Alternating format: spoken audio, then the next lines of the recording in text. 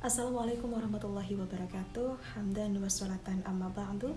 Selamat pagi dan salam ta'zim kami ucapkan kepada yang terhormat Profesor Dr. Muhammad Ali Aziz MAG, kepada yang kami hormati Dr. Haji Sudarto AS MII, Dr. Haji Abdullah Sattar MPhilI, dan juga kepada yang kami hormati Dr. Soki Huda MAG. Saya Neta Sofa, mahasiswi Program Studi Komunikasi dan Penyiaran Islam, Fakultas Dakwah dan Komunikasi UIN Sunan Ampel Surabaya. Alhamdulillah pada pagi ini diberikan kesempatan untuk mempresentasikan hasil penelitian atau skripsi yang sudah saya tulis yang berjudul Implementasi Dakwah Islam dalam Program Jejak Tokoh Bangkalan TV. Pesatnya perkembangan media dakwah masa kini semakin memudahkan masyarakat untuk mendapatkan sebuah maddah atau pesan dakwah. Salah satu media dakwah audiovisual adalah televisi. Berbagai program di dalamnya dapat memberikan pesan amar ma'ruf nahi mungkar. Terlebih program tersebut adalah program religi yang sudah pasti mengandung nilai-nilai keagamaan. 21 Agustus 2020 lalu, sebuah kabupaten yang ada di Madura, yakni Kabupaten Bangkalan, mendirikan sebuah stasiun TV kabel bernama Bangkalan TV. Terbilang masih baru, Bangkalan TV menuai komentar positif dari masyarakat sekitar. Dan menarik, salah satu programnya adalah program religi Jejak Tokoh. Program Jejak Tokoh ini mengajak kita untuk menelusuri jejak keteladanan dan perjuangan ulama terdahulu. Maka dari itu, bagaimanakah implementasi dakwah Islam dalam program Jejak Tokoh ini? Dalam kata lain, hal inilah yang melatar belakangi adanya penelitian ini. Dari penjelasan tersebut dapat ditentukan rumusan masalah mayor dan minornya. Untuk rumusan masalah mayor adalah bagaimana implementasi dakwah Islam dalam program Jejak Tokoh Bangkalan TV, sedangkan untuk rumusan masalah minor adalah bagaimana kendala implementasi dakwah Islam dalam program Jejak Tokoh itu sendiri. Ada 10 penelitian terdahulu yang dijadikan referensi untuk penelitian ini. Dengan kerangka berpikir sebagai berikut.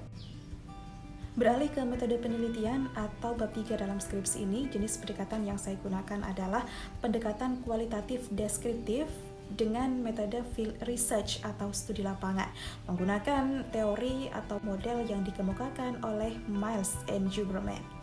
Jenis dan sumber data dari penelitian ini adalah data primer dan data sekunder.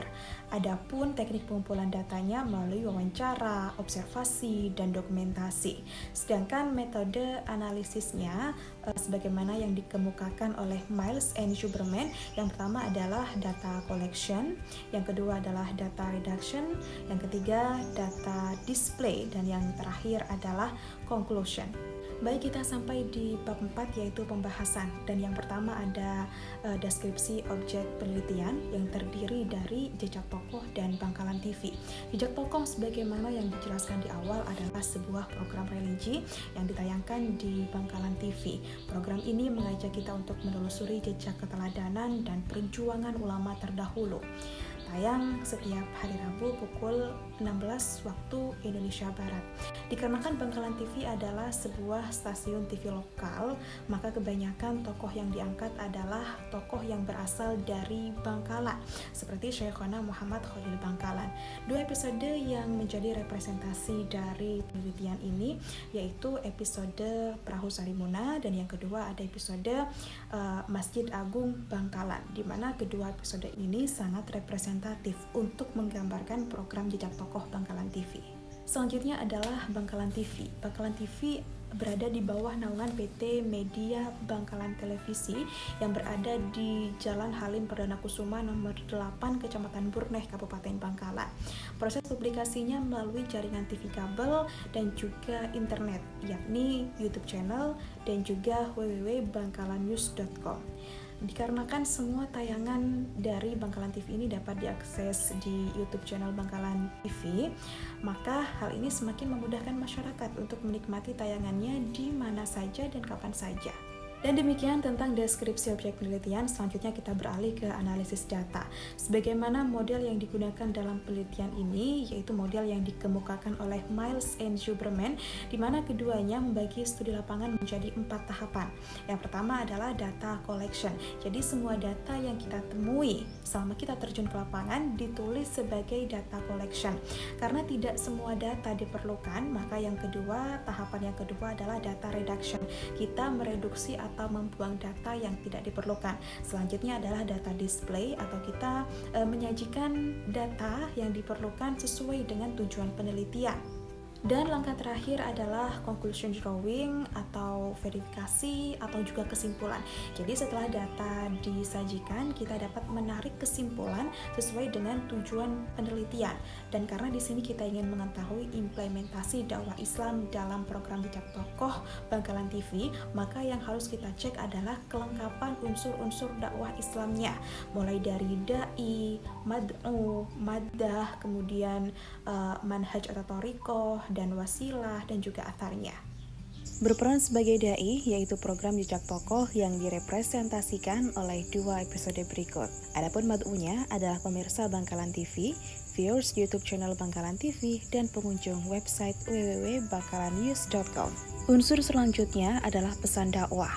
Dalam episode Perahu Sarimunah peninggalan Syekhona Muhammad Khalil Bangkalan bercerita tentang sejarah beliau yang menyeberangi laut bersama 3 orang santrinya. Dengan menggunakan perahu juga, beliau berdagang dan menyebarkan agama Islam. Pesan dakwah yang terkandung adalah setiap masalah pasti ada jalan keluarnya. Dan itu mudah bagi Allah. Manusia hanya butuh berikhtiar dan memohon kepada Allah Subhanahu wa Ta'ala. Kedua, ilmu dan harta adalah 2 hal yang berbeda. Ilmu dapat menjadikan seseorang memiliki harta, namun tidak sebaliknya. Sedangkan dalam episode Masjid Agung Bangkalan berkisah tentang Syekhona Khalil Bangkalan yang dapat melihat Ka'bah hanya lewat lubang dinding kecil. Ini mengajarkan kita bahwa seseorang yang terpilih akan diberikan keistimewaan khusus oleh Allah, sehingga manusia dapat berlomba-lomba meningkatkan ketakwaannya kepada Allah Subhanahu wa Ta'ala. Selanjutnya ada metode dakwah yang menggunakan dakwah bil lisan atau dakwah dengan lisan, dan juga dakwah bil qasas atau dakwah dengan bercerita atau penuturan kisah. Untuk wasilah atau media dakwahnya adalah media televisi dan juga media online. Dan selanjutnya kita bisa mengetahui efek dari dakwah yang dilakukan, yaitu dengan melihat komentar di laman video YouTube, jumlah like, dan juga subscriber. Menjadi kendala implementasinya juga, yaitu komunikasi yang terjalin antara pendakwah dan audiens hanya satu arah. Respon dari audiens pun tidak bisa langsung dikemukakan. Pada saat itu juga, sebagaimana proses dakwah yang dilakukan secara langsung atau dakwah dalam satu majelis ilmu yang tak jarang bahkan diadakan forum dakwah tanya jawab. Dan finally kita sampai di kesimpulan, di mana dapat dinyatakan bahwa program Jejak Tokoh Bangkalan TV telah melakukan upaya implementasi dakwah Islam. Kelengkapan dari unsur dakwah tersebut dapat memberikan pesan amar ma'ruf nahi mungkar. Meski demikian, tidak adanya komunikasi 2 arah antara dai dan juga mad'u menjadi kendala dalam implementasi ini, di mana komentar di YouTube saja tidak cukup bila dibandingkan dengan dakwah dalam satu majelis ilmu, di mana komunikasi yang terjalin antara dai dan juga mad'u adalah komunikasi 2 arah. Ada keterbatasan dalam penelitian ini, yaitu cross-sectional, yaitu data yang diperoleh bersifat sementara dan dibatasi oleh waktu, sehingga tidak menutup kemungkinan adanya perbedaan hasil penelitian dari penelitian yang sama. Dan berikut adalah saran dari peneliti kepada Bangkalan TV, kepada pemerintah atau pihak terkait, dan juga kepada peneliti selanjutnya.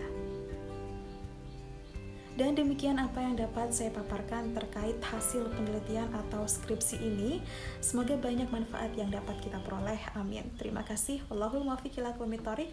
Wassalamualaikum warahmatullahi wabarakatuh.